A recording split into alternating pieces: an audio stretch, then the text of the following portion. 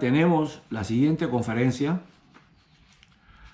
a cargo del ingeniero José Pablo Aguiar para tratar el tema ensayos acelerados en pavimentos APT en la experiencia de Costa Rica. El ingeniero Aguiar es investigador especializado en el campo de materiales y pavimentos con licenciatura en la Universidad de Costa Rica, posgrados realizados en el Instituto Tecnológico de Texas, Austin en Texas, donde obtuvo el título de máster en Ingeniería de Transporte y el título de PhD, y en la LAM de Universidad de Costa Rica se desarrolla como investigador de la Unidad de Investigación e Infraestructura de Transporte, la cual forma parte del Programa de Infraestructura de Transporte, PITRA. Adicionalmente, es profesor de la Escuela de Ingeniería Civil de la Universidad de Costa Rica, dictando cursos a nivel de grado y de posgrado. Es miembro del Comité de Cooperación Internacional, Ensayos Acelerados de Pavimentos a Escala Real y Diseño de Carreteras Emergentes de Pavimentos. Miembro de la Junta de Administración y Transporte de Estados Unidos, de la Academia Nacional de Ciencias de Estados Unidos, y adicionalmente es miembro de la Academia de Ciencias de Ingeniería de Pavimentos. Ha publicado más de 150 artículos científicos y reportes, boletines técnicos y artículos varios. Con ustedes los dejo al ingeniero Pablo Aguiar. Y Pablo, muchísimas gracias por estar con nosotros. Es para nosotros realmente una satisfacción y un honor tenerte a ti en este Congreso de Pavimentos. Tu experiencia va a ser de gran utilidad para nosotros y para la mayor parte o la totalidad de los países latinoamericanos. Muchas gracias, Pablo. Muchísimas gracias, don Jorge, y muchísimas gracias realmente por la invitación, tanto a usted como a Liliev, y por la oportunidad de presentar estos trabajos, ¿verdad?, que realizamos también a nivel latinoamericano. Muchísimas gracias. Con el permiso de ustedes, voy a compartir mi pantalla. Como decía don Jorge, la idea mía es hablarles un poquito de las primeras experiencias que hemos tenido con los ensayos acelerados en pavimentos, para el caso al menos de nosotros, que es el caso de Costa Rica. ¿Por qué es importante esto? Bueno, porque ustedes ya muy bien saben, ¿verdad?, que diseñar pavimentos es realmente algo complicado. Nosotros, de alguna forma, ¿verdad?, estamos tratando de mejorar o de optimizar el comportamiento de un material o de una combinación heterogénea de materiales bajo condiciones bastante complejas, ¿verdad? Tenemos una variabilidad altísima en distintos elementos, tenemos distintos climas, tenemos distintos materiales, tenemos distintas cargas, ¿verdad? Y eso realmente hace de nuestro problema de diseño que sea un problema realmente duro, realmente difícil, ¿verdad? Y en muchos casos nosotros tratamos o buscamos simplificarlo con algunos supuestos o con algunos, como acabo de decir, ¿verdad?, algunas simplificaciones que realmente tal vez no siempre son lo más correctas. ¿Por qué? Porque, como les decía, ¿verdad?, una carretera, a diferencia de otro tipo de estructuras civiles, ¿verdad?, es una obra lineal que puede cubrir muchísimos kilómetros de longitud y puede pasar por todo tipo de terrenos, por todo tipo de climas, por un montón de condiciones, ¿verdad?, haciendo realmente el diseño que nosotros estamos haciendo un reto importante. Y así como les decía, ¿verdad?, como tenemos distintas condiciones de clima, distintas condiciones de cargas, tenemos muchísimos materiales, ¿verdad? Y estos, inclusive en países tan pequeñitos como Costa Rica, pues tenemos una gran variabilidad, ¿verdad? Pensando en una sola fuente hay variabilidad, y si pensamos ya en distintas fuentes, pues esas condiciones se nos hacen aún mayores.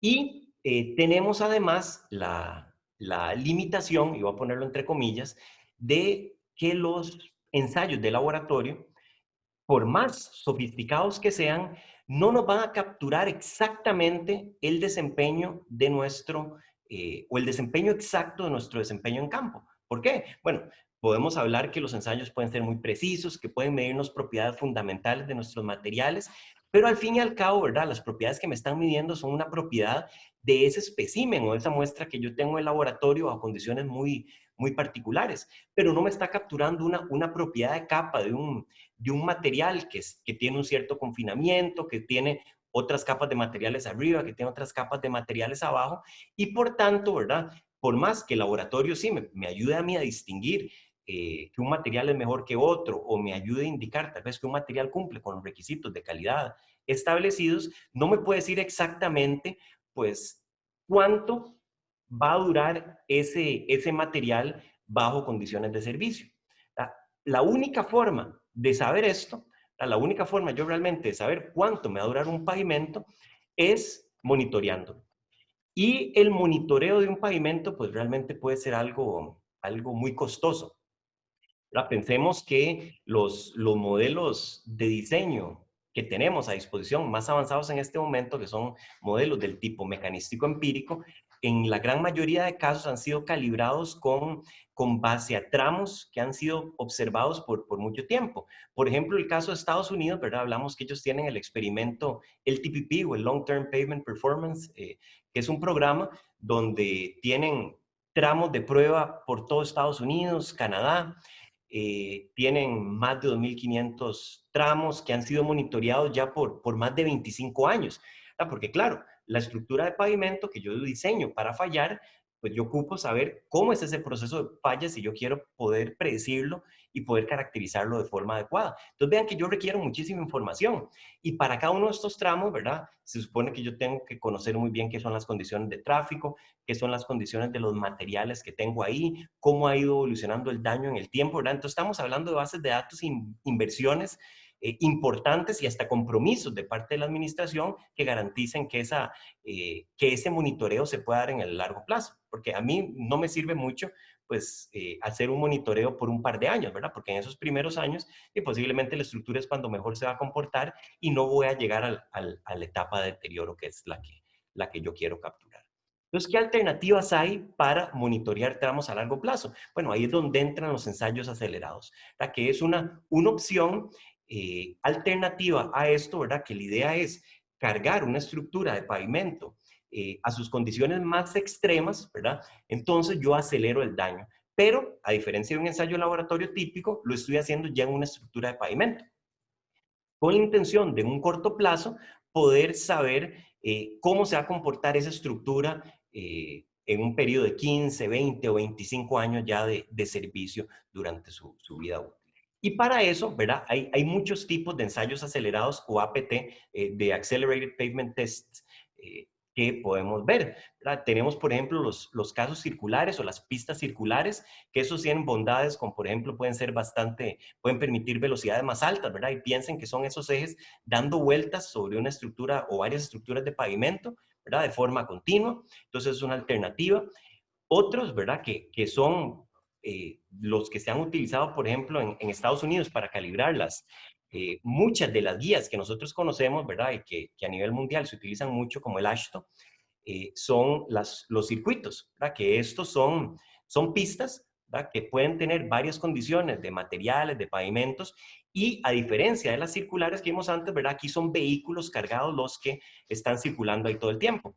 Claro, ¿verdad? Esto tiene o tal vez en el pasado tenía más dificultades, ¿verdad? Porque si lo que tengo son camiones circulando, pues requiero tener conductores, ¿verdad? Y camiones moviendo las cargas de forma continua, ¿verdad? En estas pistas para acelerar ese daño, que fue, por ejemplo, como se hizo en el caso de la pista de Asho, básicamente con el apoyo del ejército de Estados Unidos. Hoy en día, ¿verdad? Hablamos de que ya pues tenemos camiones autónomos, ¿verdad? Que pueden dar vueltas en estas pistas, pero también generalmente son inversiones bastante importantes. Y otra alternativa son, así como teníamos el caso de pistas circulares, tenemos también los ensayos que son completamente lineales. Estos, a diferencia del circular, ¿verdad? Lo que tenemos es un eje que se mueve hacia adelante y hacia atrás, ¿verdad? Siempre sobre ese mismo riel, que puede tener una cierta oscilación, ¿verdad? Dependiendo ya de la tecnología que permita el el equipo particular, ¿verdad? Pero son una alternativa. Generalmente estos son fijos, ¿verdad? Porque son equipos muy, muy grandes que están generalmente empotrados, ¿verdad? A la estructura o a los marcos de un edificio. Entonces, por eso típicamente no se van a poder mover. Y la alternativa, ¿verdad? Que es como el caso de Costa Rica, son esos mismos lineales, pero que son móviles. ¿Qué ventaja tienen estos? Bueno, tienen la ventaja de que yo los puedo utilizar bajo una instalación controlada, como todos los anteriores, ¿verdad? Pero al ser móviles, yo los puedo llevar prácticamente a cualquier proyecto también si se diera la oportunidad. Entonces, con esa ventaja, ¿verdad? Yo puedo hacer análisis en distintas condiciones climáticas, distintas condiciones de materiales en sitio, ¿verdad? Y no todas construidas en un lugar particular, ¿verdad? Yo puedo ir a evaluar, pues, proyectos específicos. Y eso lo hace muy, muy interesante. Como les decía, este es el caso de Costa Rica y el programa que nosotros arrancamos por ahí del 2011, ya hace casi unos 9 años. Realmente este programa, bueno, nosotros se recibió, tuvimos mucha comunicación con investigadores en Florida, en California, que tienen mucha experiencia con este tipo de ensayos y una gran trayectoria, y nos ayudaron bastante a diseñar el experimento, a diseñar las instalaciones donde íbamos a colocar este equipo. Este equipo es un equipo tipo HVS o simulador de vehículos pesados, es una tecnología sudafricana que nos permite, en resumen, ¿verdad?, aplicar una cierta cantidad de cargas al día, aproximadamente 20,000 cargas, pensando en las dos direcciones.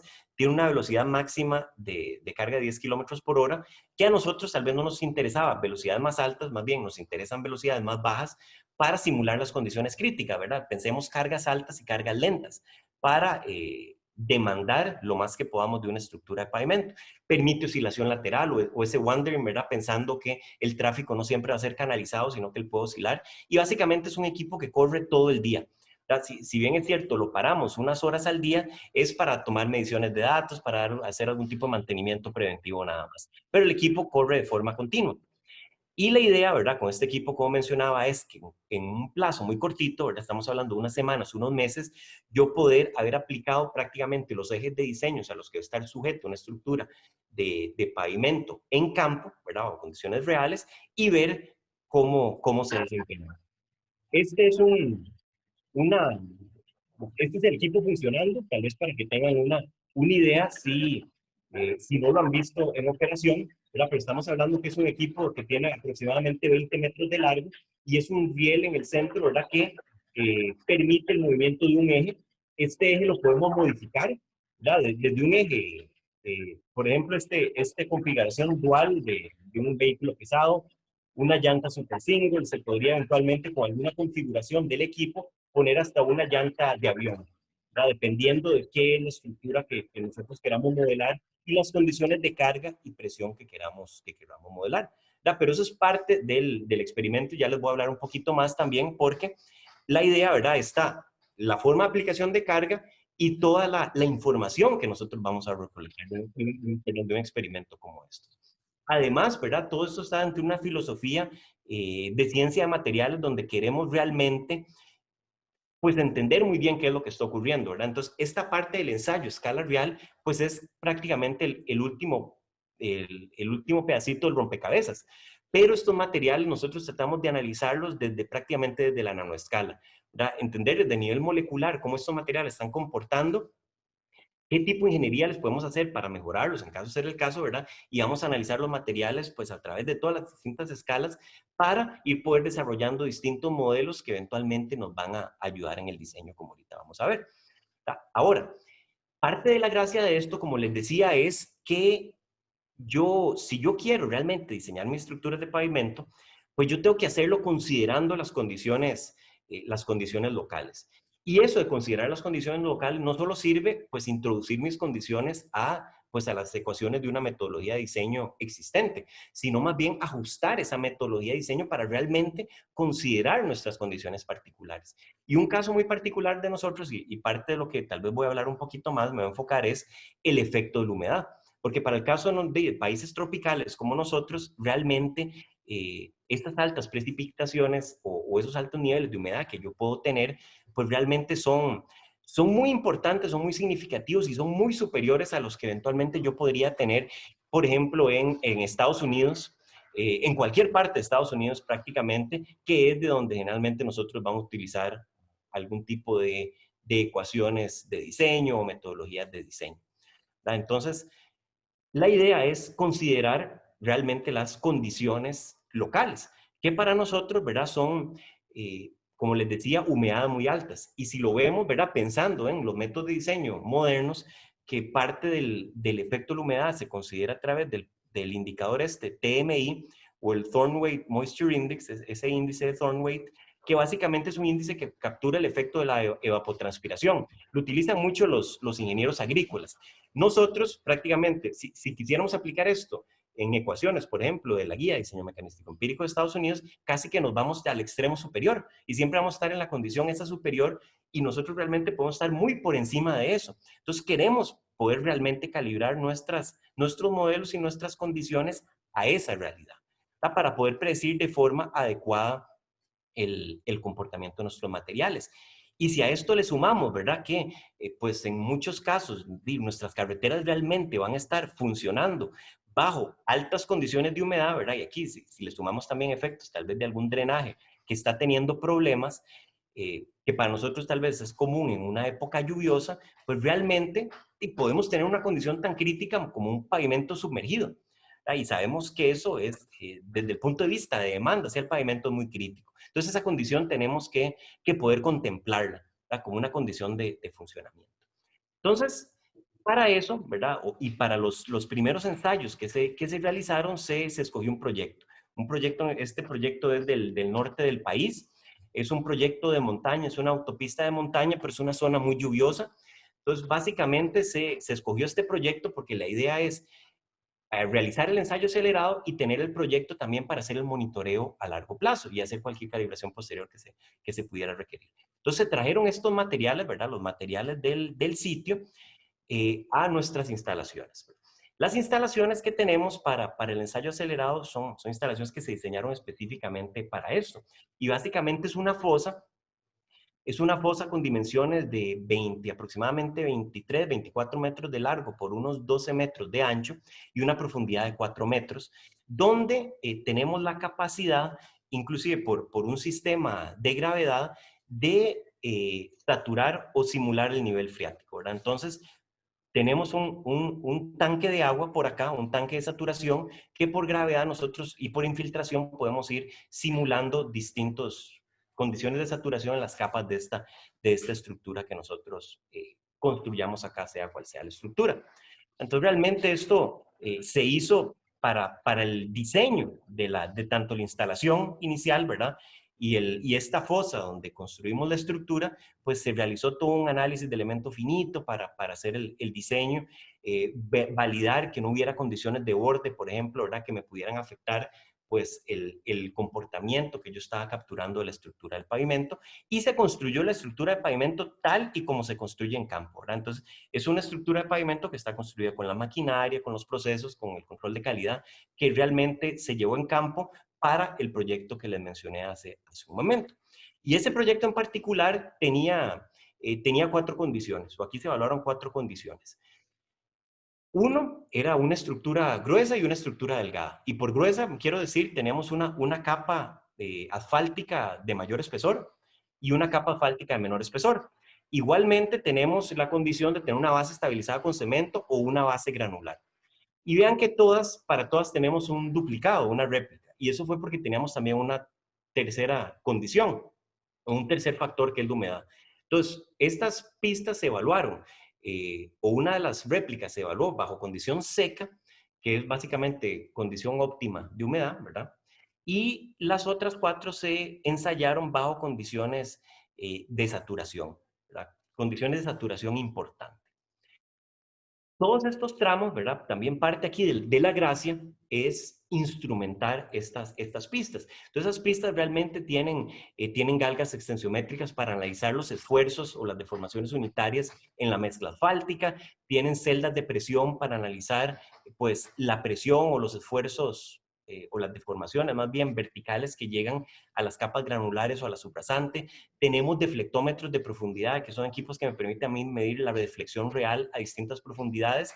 Y además, ¿verdad? Tenemos termocuplas, tenemos sensores de humedad, tenemos un equipo tipo una viga Benkelman, pero digamos digital, que me permite a mí medir las deflexiones a nivel superficial también. Entonces, realmente hay, la idea, ¿verdad? Es ir aplicando cargas, ir aplicando el efecto del tráfico a esta estructura, pero ir conociendo qué es lo que la estructura va sintiendo a lo interno, para yo poder tratar de predecirlo posteriormente y generar modelos que me capturen realmente ese comportamiento y el daño que se va a ir generando en la estructura. Entonces, este es un esquema típico de instrumentación que tiene duplicidad, porque realmente el proceso constructivo es severo, ¿verdad? Y estas galgas o estos equipos a veces pueden ser un poquito delicados y existe la posibilidad que alguno se vaya a perder durante la construcción. Entonces, la idea es tener alguna duplicidad para, si se dañan algunos sensores, de tener otros que me permitan capturar las mismas respuestas, ¿verdad? Entonces, por ejemplo, las esfuerzos transversales, esfuerzos longitudinales, presiones, deflexiones, etc. Y por ejemplo, vean, estos son resultados interesantes de los deflectómetros a distinta profundidad, ¿verdad? Tenemos equipo que me permite a mí medir la deflexión real a distintas profundidades o en distintas capas de la estructura. Y esto es muy importante, ¿verdad? Porque, bueno, recuerden que, por ejemplo, con un deflectómetro de impacto yo estoy midiendo una deflexión a nivel superficial y a partir de ahí, pues, haciendo algunos supuestos de qué es lo que ocurre hacia lo interno de la estructura. Aquí estoy midiendo las deflexiones reales a nivel superficial, pero también en los distintos interfaz de capa, dentro de cada capa. Entonces, yo sí sé cuál es la deflexión, o de otra forma, ¿verdad? Yo podría asociarlo también a las deformaciones unitarias que están ocurriendo, pues, en cada una de las capas. Que eso para modelar es muy importante. Y vean que eso yo lo puedo monitorear en el tiempo. Y vean cómo las deflexiones, por ejemplo, ¿verdad? Y aquí tal vez las deflexiones van aumentando en el tiempo. ¿Qué significa eso? Bueno, es algo que uno esperaría, ¿verdad? Las deflexiones sí están aumentando. ¿Y por qué aumentan las deflexiones? Y porque estamos teniendo un daño en la estructura. Y al yo tener un daño en la estructura, estoy perdiendo capacidad y la deflexión me está aumentando. En algunas estructuras aumenta más que en otras, sí. Vean que, por ejemplo, esta de aquí abajo, ¿verdad? Que es la que menos aumentó, era la estructura más gruesa, la más robusta, con una base estabilizada con cemento. Entonces, esa es la que menos daño en condiciones secas, eso sí, porque ya vamos a ver también qué pasa en condiciones húmedas. Pero vean que definitivamente, pues, esos centímetros extra de espesor de la carpeta asfáltica, pues me generan una diferencia importante. Igual el utilizar una base estabilizada. Y este análisis de deflexiones, vean que lo podemos hacer para las distintas capas o para distintas partes de la estructura. Y podemos ser bastante precisos en eso. Las mismas tendencias veríamos, ¿verdad? Si analizamos las presiones. Si nosotros vemos las presiones y cómo va aumentando, ¿verdad? ¿Qué quiere decir eso? Bueno, que la deformación unitaria vertical, por ejemplo, en la subrasante, va creciendo en el tiempo. Y eso lo esperaríamos, ¿verdad? Si la estructura que me brinda el soporte a la subrasante me está perdiendo capacidad y se me está dañando, entonces lo que percibe la subrasante va a ir aumentando con el tiempo. ¿Verdad? Que eso es parte de lo que queremos evitar en el diseño, ¿verdad? O al menos durante la vida útil de mi estructura, de manera que mi estructura no falle de forma prematura. Claro, eso, aquí estamos hablando en términos de deflexiones o de esfuerzos, pero eso yo todo puedo asociarlo a un retrocálculo. Yo realmente podría hacer un retrocálculo de todos estos datos en el tiempo, ¿verdad? Conforme yo voy aplicando cargas, y podría entonces también determinar qué es lo que está pasando con los módulos. Y eso es lo que vemos en esta figura.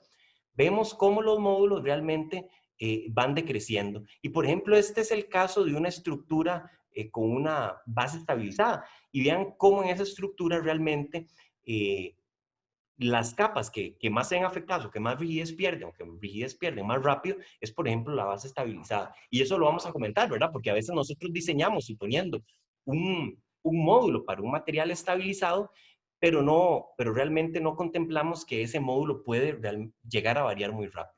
Esto nos permite capturar también las no linealidades de mi material, ¿verdad? Entonces yo hasta puedo modelar estas estructuras pues, con relativa precisión. Y esa modelación, la generación de ecuaciones de transferencia a partir de acá, me va a permitir a mí generar o calibrar mis métodos de diseño propios o métodos de diseño para condiciones locales. Y cosas tan interesantes como la respuesta real de mis materiales, por ejemplo, una mezcla asfáltica. Vean acá en la figura de la izquierda, pues el efecto, la respuesta viscoelástica de mi material. Esto, ¿verdad? Con un análisis multicapa elástica no lo podríamos capturar, pero si estamos haciendo un análisis ya más de elemento finito o ya considerando la viscoelasticidad, sí lo vemos.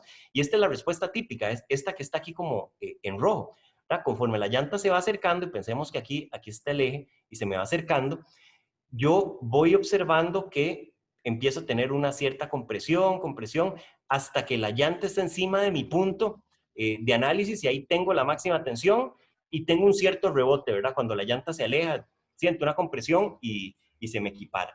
Vean que ese efecto viscoelástico yo inclusive lo empiezo a perder con el daño.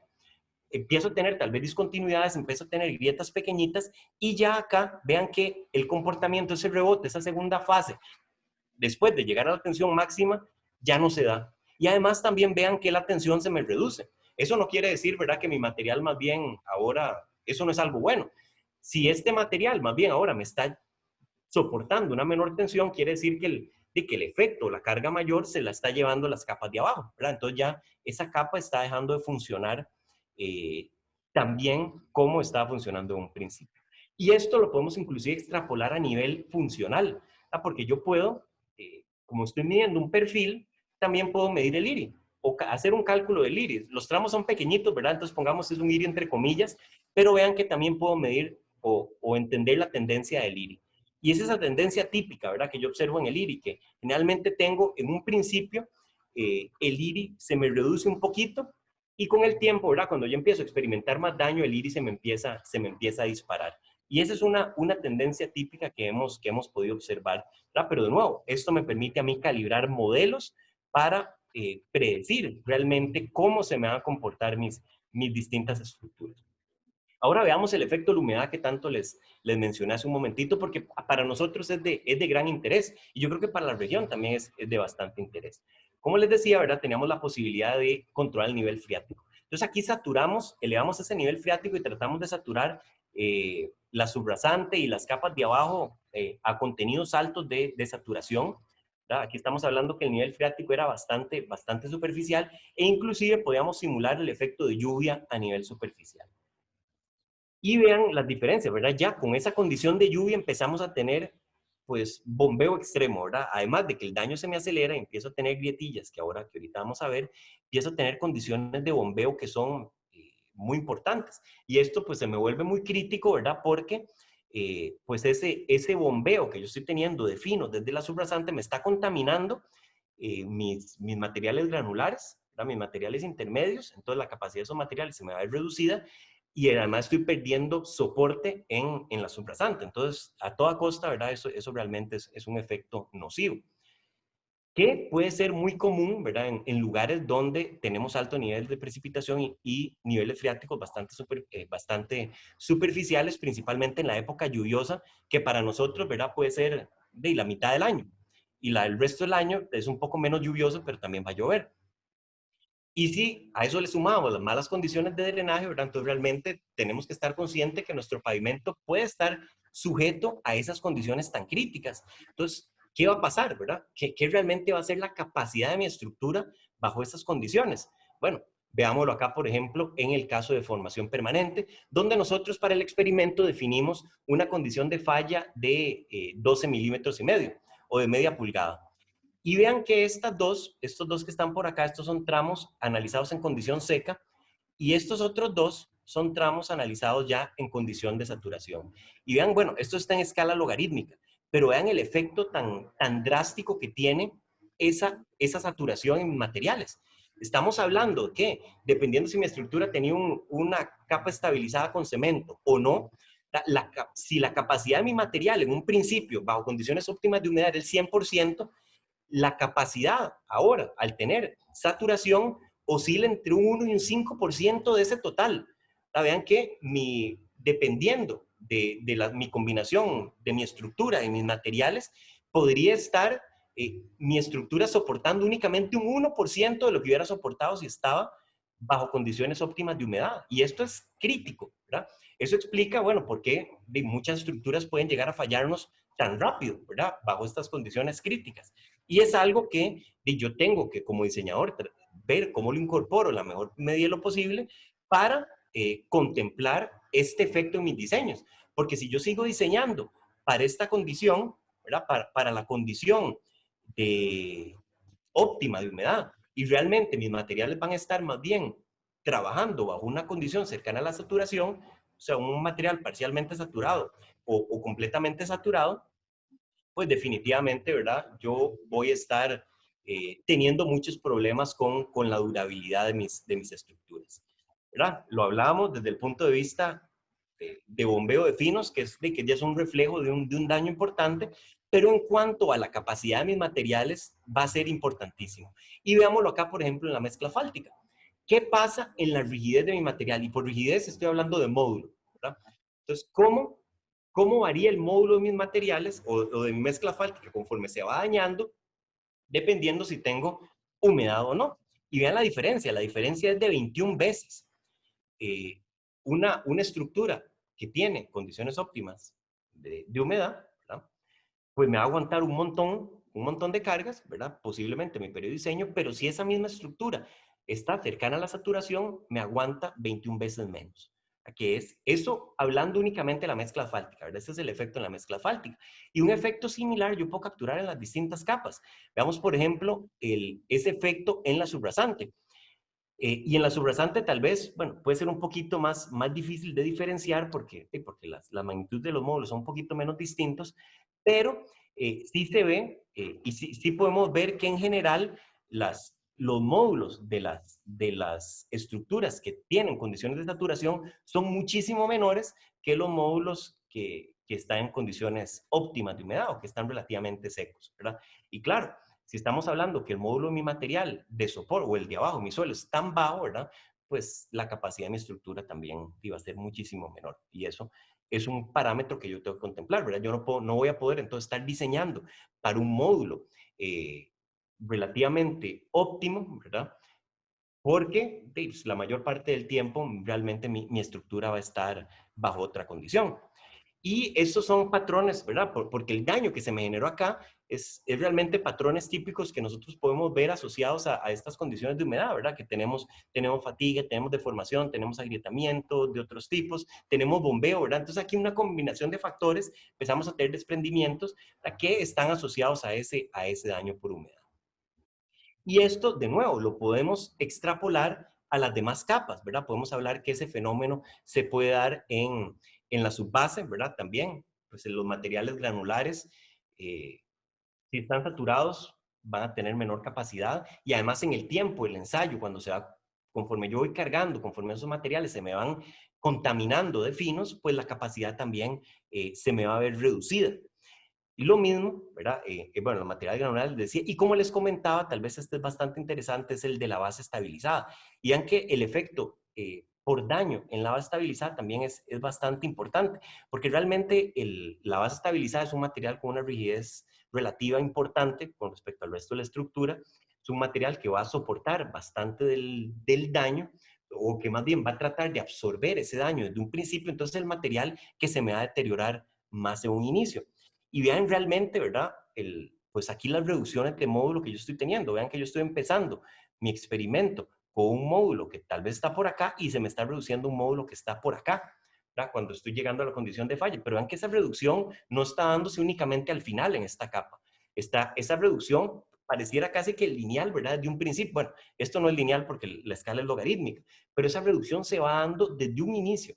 Entonces también, ¿verdad? Aquí hay factores que tenemos que considerar, el efecto de la humedad y también ese supuesto que nosotros hacemos de que el módulo de mis materiales realmente es constante, o si ya deberíamos empezar a cambiar a la filosofía de que tal vez una filosofía un poquito más iterativa, ¿verdad? O recursiva, tal vez sería la palabra correcta, donde en mi diseño, durante mi periodo de análisis, yo debería contemplar que la capacidad de mi material va a irse reduciendo en el tiempo. ¿Verdad? Entonces, no quiere decir que de aquí a 10 años el módulo va a ser el mismo, ¿no? El módulo de mi material se va a ver reducido y por tanto la demanda en mi estructura va a ser muchísimo mayor que la que yo voy a predecir. ¿Verdad? Y eso va a hacer que mis diseños todavía los pueda optimizar un poquito más. Y vean que definitivamente esta reducción en rigidez, esta reducción en módulo que está asociada a daño, ¿verdad? Pensemos que mi material se va degradando, se va microfracturando, va teniendo problemas, su módulo se va reduciendo, va a tener también una consecuencia, ¿verdad? O estar asociado a otros tipos de deterioro. Y eso lo podemos observar acá. Generalmente, ¿verdad? Podemos ver que el módulo de mis materiales va decreciendo cuando ya vamos llegando a condiciones cercanas a la falla, ¿verdad? Cuando ya la falla se me acelera, podemos ver por acá, no sé si notan como una caída más pronunciada en el módulo de mis materiales. Y eso también lo podemos ver también ya con etapas terciarias de daño, como por ejemplo en la deformación, que es esta línea azul ascendente, ¿verdad? Y eso también lo podemos ver asociado al efecto del agua, porque cuando ya el agua empieza a penetrar o ya puede circular libremente de la superficie hacia la parte inferior de la estructura o de abajo hacia arriba por bombeo, entonces, ¿verdad? Esta etapa de daño se me acelera considerablemente. Y esto inclusive lo hemos reflejado en el comportamiento funcional. Véanlo aquí en el IRI. Cuando ya estoy llegando a esas etapas terciarias es cuando tengo este salto radical en la rugosidad, ¿verdad? Claro, estoy teniendo una apariencia brusca de agrietamiento, la deformación se me dispara, pero entonces que el IRI también pues me empieza a crecer de forma así tan rápida y tan importante. Toda esta información, ¿verdad? Todos estos datos que estamos viendo anteriormente, todas estas tendencias del comportamiento de mis materiales me permiten a mí también generar ecuaciones de transferencia, que es al final de lo que estamos detrás. Entonces vean que con base en esta información yo puedo empezar a generar modelos. Modelos como por ejemplo un modelo de fatiga. Este es un modelo tal vez es daño, ¿verdad? Yo aquí lo que estoy tratando de predecir es el daño con distintas repeticiones de carga o con S equivalentes, como función, por ejemplo, del módulo de mi material o de una respuesta en mi material. Es una ecuación típica de fatiga. Igual, ¿verdad? Vean que si yo estandarizo el daño, porque tal vez para mi criterio de diseño, el daño, digamos, podría ser un 50%, ¿verdad? En daño, en reducción en rigidez, entonces yo perfectamente puedo convertir esta en la ecuación de fatiga típica, ¿verdad? Donde, por ejemplo, yo tengo los ejes equivalentes que me resiste mi estructura como función de una respuesta, como función del módulo, etcétera, ¿verdad? Que es algo que nosotros también realizamos. Simplemente la ecuación de daño me permite ser un poquito más global y deja a criterio del diseñador, ¿verdad? ¿Cuál es el daño final permisible o a criterio tal vez de la administración definirlo? ¿Verdad? Y con base en eso yo puedo generar una ecuación ya calibrada para materiales en sitio, para condiciones de humedad o no en sitio, ¿verdad? Considerando ya factores ambientales, para predecir el deterioro, ¿verdad? Una ecuación como esta, que son ya las ecuaciones que más vamos conociendo. Igual, yo puedo generar ecuaciones un poquito más complejas, basadas en mecánica de la fractura, basadas en otros criterios, ¿verdad? Pero estas se acoplan muy bien a los métodos de diseño que actualmente estamos utilizando. Lo mismo podemos decir de deformación. Yo con base en monitorear la respuesta o el deterioro en las distintas capas de mi estructura y con previamente haber hecho toda la caracterización de laboratorio, por supuesto, ¿verdad? Todos los ensayos triaxiales, por ejemplo, del caso. Entonces yo puedo calibrar esas ecuaciones a las condiciones de campo o a las condiciones del ensayo acelerado. Y eso me permite a mí generar ecuaciones de deformación plástica, por ejemplo, para mi mezcla asfáltica, para mis materiales granulares, para mi subrasante, para mis materiales estabilizados, si fuera el caso.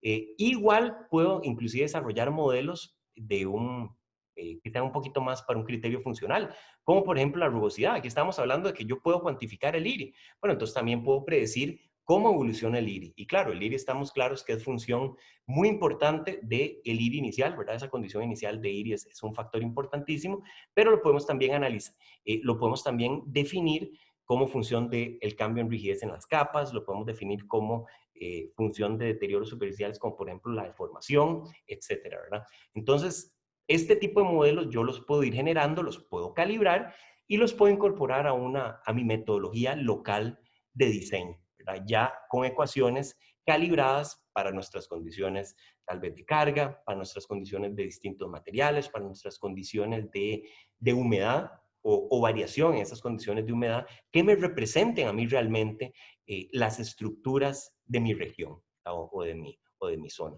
Y por supuesto que todo esto se valida con un análisis forense, ¿verdad? Una vez que yo termino un ensayo y lo llevo a una condición de falla con mi equipo, ¿verdad? Pues yo voy a demoler la estructura, voy a tomar muestras, voy a volver a analizar esos materiales posterior al ensayo que realicé, voy a validar la deformación en las distintas capas, ¿verdad? A ver si es congruente con lo que la instrumentación me indicó, ¿verdad? Entonces, todo esa recapitulación o esa verificación de lo que ha ocurrido, ¿verdad? Lo voy a hacer en una etapa de análisis forense que es bastante importante, de hecho, realizar, porque también aquí podemos explicar pues muchos de los fenómenos que tal vez observamos, ¿verdad? ¿Por qué se me empezaron a generar unas grietas? Esas grietas eran de arriba hacia abajo, o eran de abajo hacia arriba, la deformación era más localizada en una capa, en algunas capas, ¿verdad? Todas esas consultas pues las podemos ya verificar con gran certeza en esta etapa. Y ven que este ensayo también me permite a mí ver otras cosas. Los ensayos acelerados realmente no necesariamente los deberíamos ver enfocados solo para la estructura y pavimento, sino hasta para otro tipo de elementos, como por ejemplo la demarcación vial. De hecho, un ensayo de este tipo pues tiene una duración importante, ¿verdad? Un ensayo acelerado puede durar un par de meses, tiene un costo importante. Entonces, ¿por qué no aprovecharlo para evaluar otras cosas también, además de la estructura del pavimento? Entonces, por ejemplo, nosotros hemos evaluado la durabilidad de la marcación vial media a través de retroreflectividad, ¿verdad? Distintos tipos de pintura que se utilizan en el país. Y vemos, por ejemplo, podemos ver cómo varía esa retroreflectividad en el tiempo, que de hecho esta es la tendencia típica, ¿verdad? La retroreflectividad generalmente aumenta primero, ¿verdad? Y luego empieza a decrecer. La teoría, ¿verdad? Es, bueno, primero tengo un desgaste inicial donde más bien se exponen parte de las microsferas de vidrio que quedaron incrustadas, digamos, cuando yo construí o cuando coloqué la pintura de forma inicial, y después sí, ya empiezo a tener desprendimiento, un cierto desgaste, entonces esa reflectividad se me viene un poquito abajo. Pero vean que yo puedo perfectamente la llanta tenerla circulando sobre estas líneas de pintura y desgastándola. Igual, ¿verdad? Podemos ver, por ejemplo, con la durabilidad de los captaluces o los reflectores, que aquí tal vez no estamos analizando la durabilidad del reflector como tal, del captaluz como tal, pero sí del adhesivo, bajo condiciones críticas, ¿verdad? Bajo condiciones de humedad, bajo condiciones de calor, ¿verdad? Vean estas lámparas que me están generando ahí una radiación infrarroja, ¿verdad? Simulando el efecto del sol, calentándome los materiales. Entonces podemos ver, bueno, cuánto dura ese material en esparcirse, en cuánto va a durar para que se me desprenda a mí el captaluz, ¿verdad? Que todos son parámetros que me van a ayudar a mí realmente en una adecuada gestión o en una adecuada modelación de los distintos elementos de mi infraestructura. Y vean que esto también, el efecto de la humedad es importantísimo para muchos de los elementos. Para la instrumentación, por ejemplo, que vamos a colocar, utilizar es fundamental. Y sí ha sido un proceso, ¿verdad? Iterativo, pues entender cuáles son los mejores equipos, qué sensores me aguantan de mejor forma la humedad, ¿verdad? Porque, o las condiciones de ensayo, porque son ensayos pues bastante bruscos, ¿verdad? Es un ensayo dinámico que es bastante brusco, que realmente hasta para el mantenimiento del equipo pues ha sido todo un proceso de especialización, porque bueno, el equipo está sujeto a polvo, está sujeto a humedad, está sujeto a radiación infrarroja, ahorita vamos a hablar inclusive de radiación ultravioleta, es un equipo dinámico, ¿verdad? Que tiene desgaste, entonces realmente pues el mantenimiento también es un factor importantísimo a considerar. Algunos comentarios aquí antes de continuar, porque me interesa mucho resaltar el efecto de la humedad. Y esto es algo, pues también parte de los puntos que quería hacer. Eh, el efecto de la humedad, ¿verdad? Si mi carretera realmente debe estar expuesta a condiciones importantes de humedad, pues podemos esperar que la capacidad de esa carretera sea un 5% de las condiciones típicas, ¿verdad? O las condiciones óptimas de diseño. Entonces tenemos que tener mucho cuidado con eso. Igual, otro cuidado que por ahí tal vez les mencioné un poco es el del diseño de la base estabilizada, porque nosotros suponemos la capacidad del módulo inicial de la base estabilizada, pero hemos observado que generalmente la capacidad de esa base estabilizada se me reduce un 50% en el 6% de las aplicaciones de carga. ¿Qué quiere decir esto? Que al yo aplicar el 6% de la demanda o los 6 equivalentes de diseño, ya la capacidad de esa base estabilizada se me reduce un 50%. Entonces, suponer realmente que mi estructura, pues, va a tener siempre esa capacidad, o que esta capa va a tener siempre esa capacidad, puede ser un poquito riesgoso. ¿Qué estamos haciendo actualmente? Tal vez para ir finalizando. Estamos analizando el efecto climático. Les decía, bueno, ya resalté, yo creo que la humedad es bastante importante, pero la radiación ultravioleta también es muy importante. Y pues los estudios que estamos realizando, ¿verdad? Han determinado que realmente los procedimientos de envejecimiento en laboratorio no capturan la severidad de la radiación ultravioleta, ¿verdad? Entonces, se ha diseñado toda una cámara climática que me permite a mí generar envejecimiento en una estructura para poder simular también ese efecto en el tiempo, ¿verdad? Porque, bueno, una de las limitaciones del ensayo acelerado, ¿verdad?, es que se realiza en un periodo corto y por tanto el pavimento no podría verse sujeto a todo a este deterioro asociado a la oxidación. Pero si simulamos eso o si aceleramos esa oxidación, podríamos también representarlo. Otro de los experimentos que estamos actualmente trabajando es el tema de pavimentos verdes, que es una línea de investigación que también nos hemos enfocado mucho recientemente, y es utilizar materiales de desecho, plásticos, en las carreteras. En este caso, ¿verdad?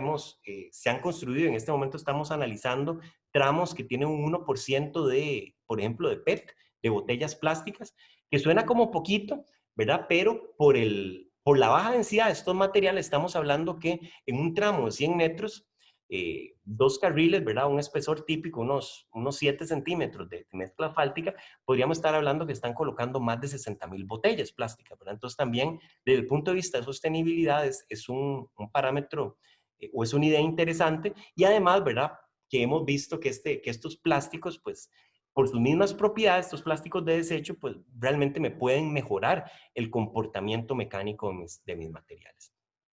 Todo esto, ¿verdad? Estos ensayos acelerados también lo estamos asociando a un programa de monitoreo a largo plazo, para el cual ya tenemos el país es pequeñito, ¿verdad? Y no es como el caso de Estados Unidos, tenemos unas 30 secciones que hemos monitoreado ya por varios años, completamente caracterizados los distintos materiales, se hace al menos una vez o 2 veces al año toda una campaña de flectometría, se les mide el PCI, se les mide el IRI, se les mide fricción, para ver cómo se van deteriorando también y poder eventualmente hacer una última o un último ajuste de una calibración, por ejemplo, con lo que ocurre en un ensayo acelerado y lo que realmente ocurre en campo en el largo plazo. Para ver, se supone que ese factor de corrección es bastante cercano a 1, pero nunca sobra, ¿verdad?, validar realmente esos modelos o esos factores de calibración. Entonces también, como pueden ver, tenemos tramos de evaluación distribuidos por distintos puntos del país, con distintas condiciones climáticas, distintas elevaciones y distintas condiciones de tráfico, ¿verdad? Donde monitoreamos de nuevo el tráfico, muchos están instrumentados, entonces monitoreamos la respuesta dentro de la estructura, tenemos estaciones climáticas para ver los efectos climáticos, ¿verdad?, y las condiciones a las que está sujeta la estructura. Y eso, ¿verdad?, lo hemos hecho tanto para carreteras como inclusive para aeropuertos. Entonces también para el Aeropuerto Internacional Juan Santamaría, aquí tenemos también un par de tramos instrumentados donde medimos la respuesta de la estructura de pavimento ante la carga de aviones, ya sea parqueados o haciendo taxeo, para también poder eventualmente, pues, tener recomendaciones para el diseño de este tipo de estructuras. Y todo esto, ¿verdad?, ya para terminar, pues la idea es irlo recopilando en herramientas que puedan servirnos a los ingenieros de pavimentos de la región, ¿verdad? Entonces sí tenemos varias herramientas de software que se han ido generando con los años para, para facilitarnos el diseño, ¿verdad?, para facilitarnos el análisis viscoelástico de materiales, caracterización, por ejemplo, para facilitarnos la selección de cosas tan simples, ¿verdad?, como las temperaturas de un proyecto. Y todo eso, ¿verdad?, para concluir ya en una guía de diseño que en este momento se está presentando a la administración, ¿verdad?, y ellos irá todo un proceso de revisión, pero sí ya hay una herramienta, al menos digital, en nuestro sitio web, que permite ir probando algunos de estos modelos, ¿verdad?, y ir realizando análisis mecanístico-empírico con los modelos ya calibrados para nuestras condiciones. Entonces, eso, ¿verdad?, es a grandes rasgos la presentación que les tenía. Les agradezco muchísimo la atención, espero que les haya sido de interés y quedo anuente, ¿verdad?, muy contento de contestar más adelante cualquier pregunta que puedan tener. Ahí está mi correo, ¿verdad? Me pueden contactar con muchísimo gusto y yo felizmente estaré conversando con ustedes. Entonces, de nuevo, muchísimas gracias. Muchas gracias, José Pablo. Tu conferencia ha sido muy interesante y además es un tema que hacía un tiempo desde que pusieron ustedes las nuevas máquinas para ver estos análisis en la Universidad de Costa Rica, he estado muy preocupado de hacer el seguimiento. Es algo muy importante para ver la durabilidad de los pavimentos. Yo creo que eso nos va a ser de mucha utilidad en el Perú, debería sernos de mucha utilidad, y yo creo que para todos los países de América Latina. Y te felicito a ti y a la Universidad de Costa Rica por el gran esfuerzo y ejemplo que están dando en toda esta materia. Muchas gracias una vez más.